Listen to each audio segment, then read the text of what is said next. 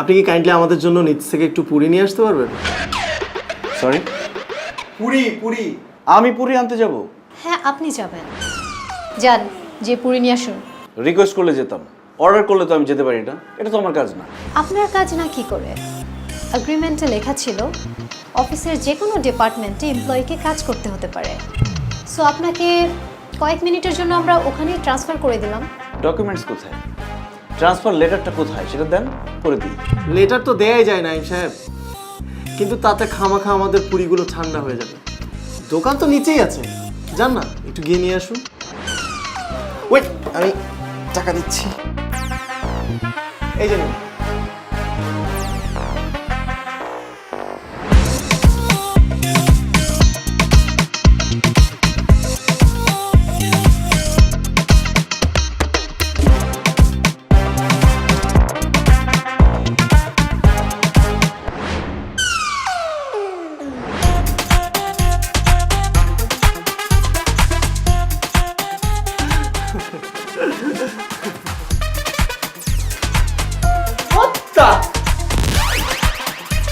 এসব কি? স্যার পুরি, পুরি চেনেন না? খায়। তাই বলে এতগুলো পুরি কেন? এতগুলো পুরি কে খাবে?